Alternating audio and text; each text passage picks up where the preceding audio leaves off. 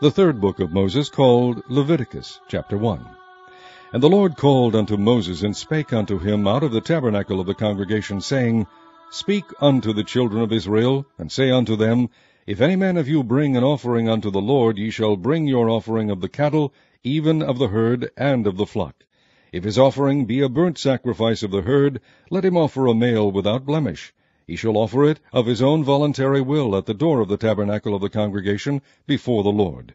And he shall put his hand upon the head of the burnt offering, and it shall be accepted for him to make atonement for him.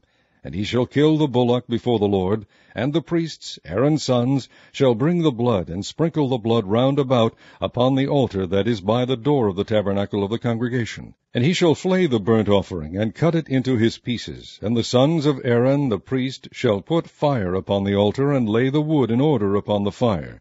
And the priests, Aaron's sons, shall lay the parts, the head, and the fat, in order upon the wood that is on the fire which is upon the altar. But his inwards and his legs shall he wash in water, and the priest shall burn all on the altar to be a burnt sacrifice, an offering made by fire, of a sweet savour unto the Lord. And if his offering be of the flocks, namely, of the sheep, or of the goats, for a burnt sacrifice, he shall bring it a male without blemish.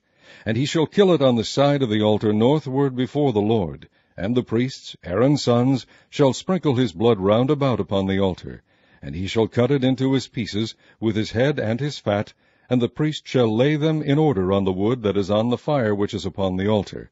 But he shall wash the inwards and the legs with water, and the priest shall bring it all, and burn it upon the altar. It is a burnt sacrifice, an offering made by fire, of a sweet savour unto the Lord.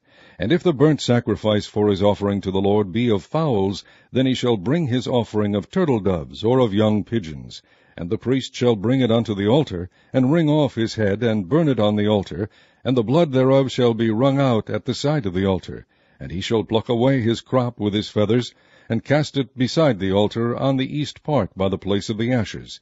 And he shall cleave it with the wings thereof, but shall not divide it asunder. And the priest shall burn it upon the altar, upon the wood that is upon the fire.